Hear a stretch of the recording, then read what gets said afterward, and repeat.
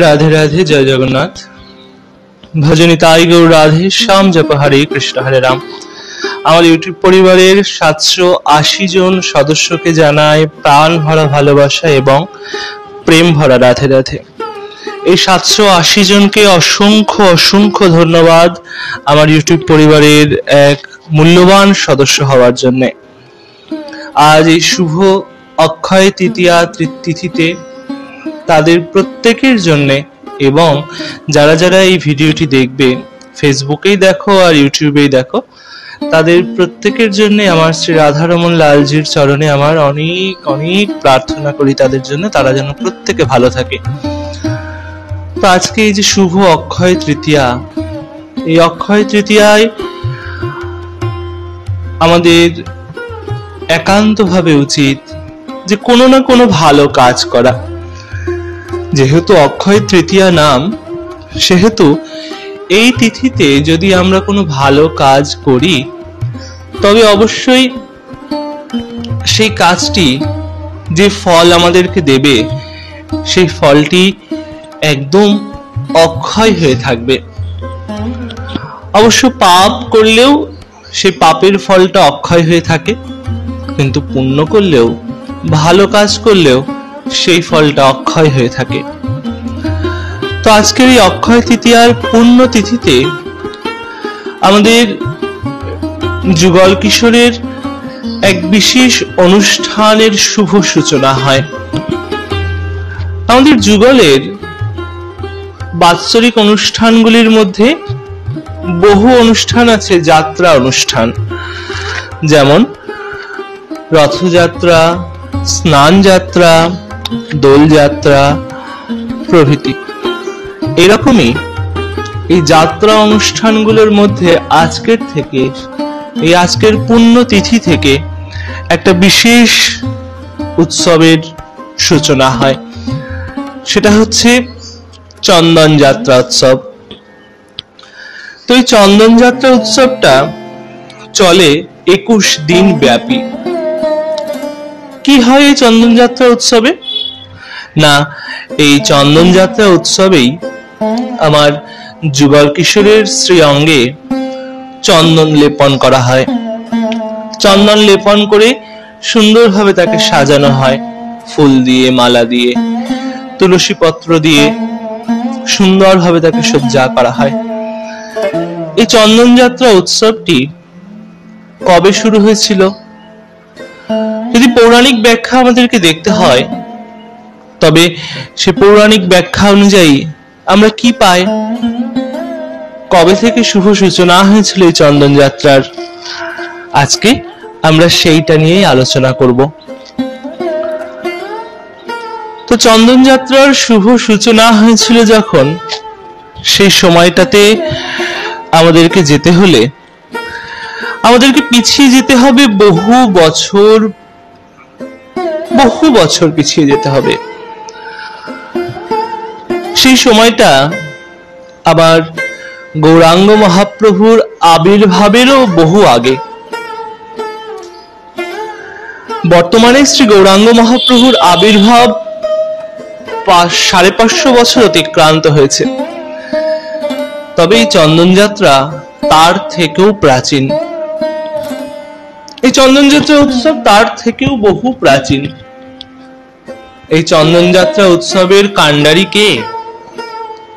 না, এই চন্দন যাত্রা উৎসবের কাণ্ডারি হচ্ছেন আমার শ্রী গৌরাঙ্গ মহাপ্রভুর পরম গুরুদেব প্রভুপাদ মাধবেন্দ্রপুরী। প্রভুপাদ মাধবেন্দ্রপুরী, যিনি এই শুভ চন্দন যাত্রা অনুষ্ঠানটির শুভ সূচনা করেছিলেন। এই মাধবেন্দ্র পুরীপাদের শিষ্য শ্রী ঈশ্বর পুরীপাদ এবং তার শিষ্য আমাদের গৌরাঙ্গ মহাপ্রভু। মাধবেন্দ্র পুরীপাদ কখন শুরু করলেন এই উৎসবটি? তখন তিনি শ্রীধাম বৃন্দাবনে নিবাস করছেন। অপ্রকট বৃন্দাবন, যে বৃন্দাবনে কোনো কিছুই নাই, সমস্ত লীলাস্থলে অপ্রকট হয়ে অপেক্ষা করছেন কখন নদিয়ার চাঁদ যাবেন, গিয়ে নিজের লীলাস্থলীকে নিজে উন্মোচন করবেন। এমন এক বৃন্দাবনে তিনি নিবাস করছেন। বৃন্দাবনে নন, তিনি নিবাস করছিলেন শ্রী গোবর্ধনে। মাধবেন্দ্র পুরীপাদ গোবর্ধন পর্বতের পাদদেশে নিবাস করতেন। তিনি যেখানে বসে জপ করতেন সেখানে থেকে কিছুটা দূরে তিনি দেখতেন একটা টিলা, যে টিলাটায় ব্রজবাসীদের যে গরু, দুগ্ধবতী গাভী, সেই গাভীরা এসে দাঁড়ায় এবং সেই গাভীদের বাট থেকে আপনা আপনি অবিশ্রান্ত ধারায় দুগ্ধ ক্ষরণ হয়,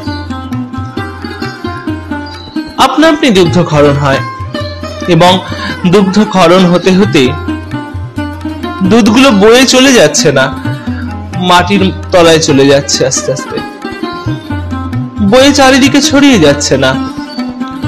তিনি প্রতিদিন দেখতেন। তো মাধবেন্দ্র পুরীপাদ একদিন কি করলেন, বেরিয়েছেন গোবর্ধন পরিক্রমায়। শ্রী গোবর্ধন পরিক্রমা করতে তিনি বেরিয়েছেন। বেরিয়ে নিজের কুঠিতে ফিরতে অনেকটা দেরি হয়েছে, সন্ধ্যা হয়। সেদিনকার মাধুকরী করার সময় পান নাই তিনি, তার আর মাধুকরী করা হয়নি। তো তিনি অভুক্ত অবস্থায় নিদ্রা যাবেন এমন চিন্তা করছেন। পাশে একটি ছেলে এসে দাঁড়ায়, সুন্দর দেখতে একটি ছেলে, গায়ের রং শ্যামবর্ণ, সুন্দর কাপড় পরা, অপূর্ব দেহকান্তিযুক্ত।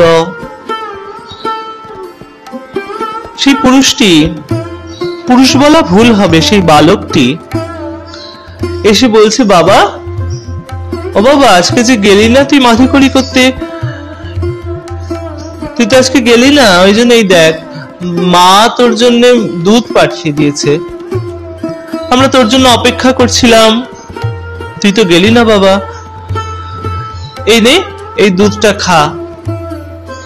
এই বলে সে ছেলেটি এক ঘটি দুধ মাধবেন্দ্র পুরীপাদের কাছে রাখলেন। কাছে রেখে চলে যাচ্ছেন আর বলে যাচ্ছেন, বাবা তুই কিন্তু দুধটা খেয়ে নিস। এমন করে সেই ছেলেটি রোজই আসে আর অল্প অল্প করে দুধ দিয়ে যায়।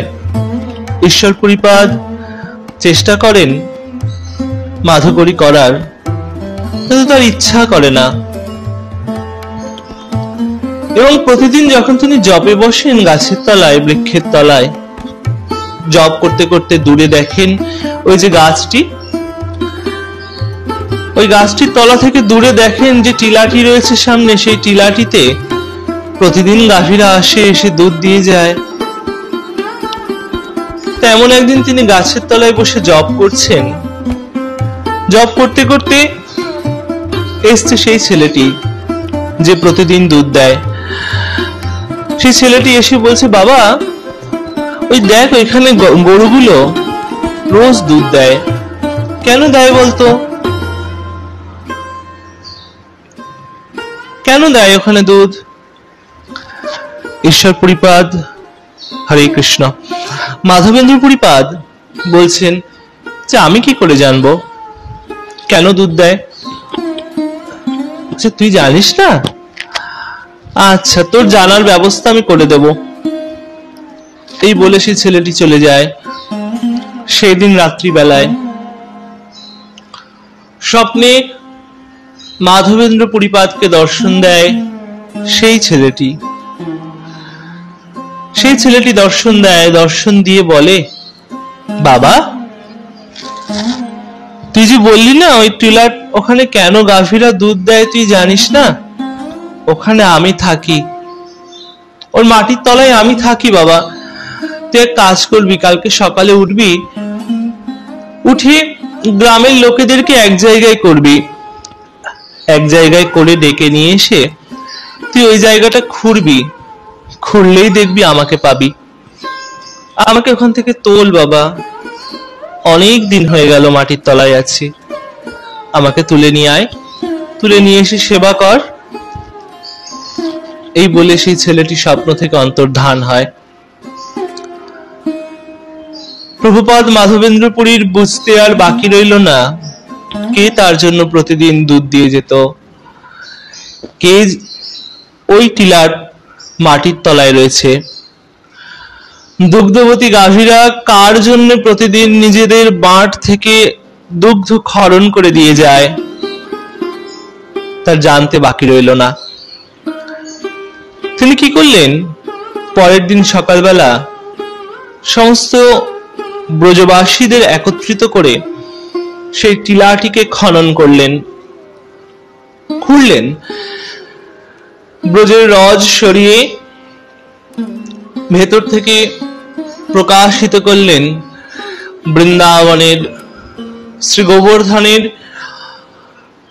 যত ঠাকুরেরা আছেন সেই ঠাকুরদের মধ্যে অন্যতম শ্রীনাথজিকে। এই শ্রীনাথজি, যিনি কলিযুগে আমাদের গৌরাঙ্গ মহাপ্রভুর পরম গুরুদেবের হাত ধরে প্রকাশ হলেন, প্রকটিত হলেন জগতের মাঝে। এই শ্রীনাথজিকে মাটির তলা থেকে তোলার পরে প্রতিষ্ঠা করা হলো। প্রতিষ্ঠা করার পর মাধবেন্দ্র পুরীপাদ আয়োজন করলেন 56 ভোগের। এটা বলা হয়তো একদমই অত্যুক্তি হবে না যদি এই কথাটা বলা যায় যে কলিযুগে শ্রী গোবিন্দকে সর্বপ্রথম 56 ভোগ নিবেদন করেছিলেন মাধবেন্দ্র পুরীপাদ। কেন 56 ভোগ দিলেন না, শ্রীনাথজি উঠে আসার পরেই বলছে, অনেকদিন তো মাটির তলায় ছিলাম রে, বড় খিদে পেয়েছে আমার কিছু খেতে দে, আমার সেবার ব্যবস্থা কর, বড্ড খিদে পেয়েছে। এই কথা শুনে মাধবেন্দ্র পুরীপাদ 56 ভোগের আয়োজন করেছিলেন। কিছুদিন পর এই গরমকালে বৈশাখ মাসের শুক্লপক্ষের তৃতীয়া তিথিতে, এর কিছু আগে, যখন প্রচন্ড গরম পড়েছে ব্রজভূমিতে, বিভৎস গরম, সেই গরমের মধ্যে মাধবেন্দ্র পুরীপাদ দেখছেন যে শ্রীনাথজির সর্ব অঙ্গে ফোস্কা হয়েছে, গোল গোল হয়ে ফুলে গেছে, দাগ হয়ে গেছে। তখন তিনি বড্ড কাতর স্বর হয়ে জিজ্ঞাসা করছেন, কাকে জিজ্ঞাসা করছেন না, শ্রীনাথজিকে জিজ্ঞাসা করছেন, ঠাকুর তোমার গায়ে এরকম ফোস্কা কেন পড়লো, তুমি বলো আমাদের, তুমি কষ্ট পাচ্ছ ঠাকুর, কেন হলো তোমার গায়ে এরকম? তখন আমার শ্রীনাথজি উত্তর দিচ্ছেন, আসলে অনেকদিন মাটির তলায় ছিলাম তো, আর এত গরম পড়েছে, আমার এত গরম লাগছে, সেই জন্য আমার গায়ে এরকম বেরিয়েছে। কি করি বলো, বড় কষ্ট পাচ্ছি আমি। সেই সময় মাধবেন্দ্র পুরীপাদ ঠাকুরের কাছে নিবেদন করছেন, প্রভু আপনি কৃপা করে বলুন, আপনার এই যে অঙ্গের কষ্ট, এই কষ্টটা কি করলে যায়, কি করলে আপনি শান্তি পাবেন, আপনার শরীরের কষ্ট মুছে যাবে, আমাকে কৃপা করে সেই আদেশ করুন, আমি চেষ্টা করব সেই আদেশকে পালন করার। আপনি একটা বার বলুন, কি করলে আপনার কষ্ট দূর হবে? তখন শ্রীনাথজি একটু হেসে বলছেন, তুমি আমার কষ্ট দূর করতে চাও? তাহলে আমার সর্বাঙ্গে চন্দন লেপন করো, আমার সারা গায়ে চন্দন লাগাও, বেশ মোটা করে লাগাবে। তখন প্রভুপাদ জিজ্ঞাসা করছেন যে চন্দন কোথায় পায়, চন্দন কোথা থেকে আনবো? এই কথা শুনে শ্রীনাথজি বলছেন যে এখান থেকে যাও জগন্নাথপুরীতে, জগন্নাথপুরীতে গিয়ে সেখান থেকে চন্দন এবং কর্পূর কিনে আনো, নিয়ে এসে কর্পূর জলে গুলে সেই জলের মধ্যে চন্দন কাঠ ভিজিয়ে রাখবে।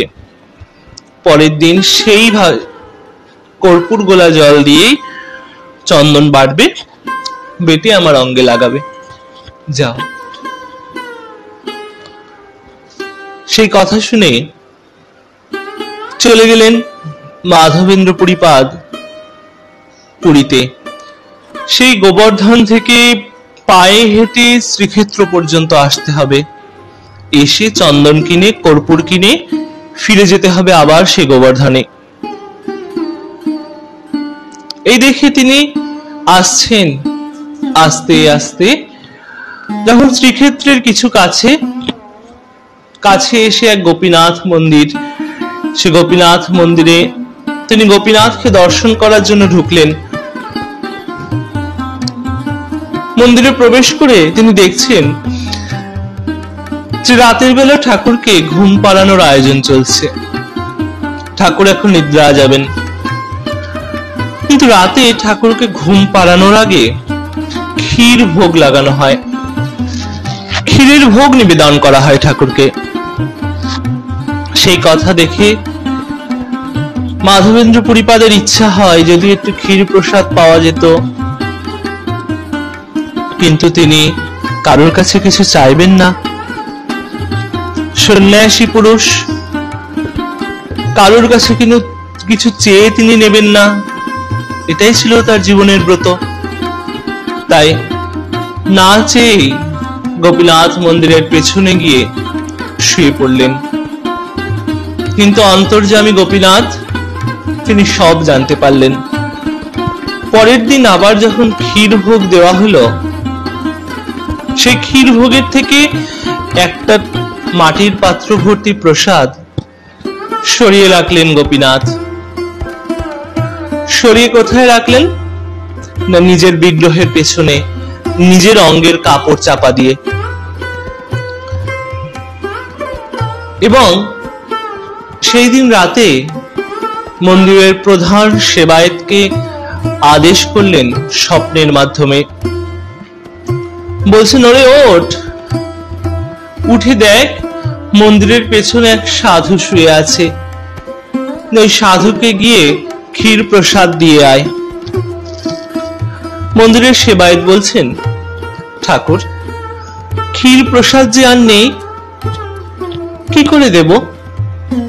ক্ষীর প্রসাদ যা ছিল তা আমি তো সমস্ত ভক্তদের মধ্যে ভাগ করে দিয়েছি, তাই ক্ষীর প্রসাদ যে আর নেই ঠাকুর। তখন গোপীনাথ বলছেন যে আছে রে আছে, আমি গুছিয়ে রেখেছি, তুই মন্দিরে আয়, গর্ভগৃহে আয়, এসে আমার বিগ্রহের পেছনে দেখ আমি সরিয়ে রেখেছি ক্ষীর, ওই ক্ষীরটা নিয়ে যা, গিয়ে ওনাকে দিয়ে আয়। সেবায়েত তাই করলেন।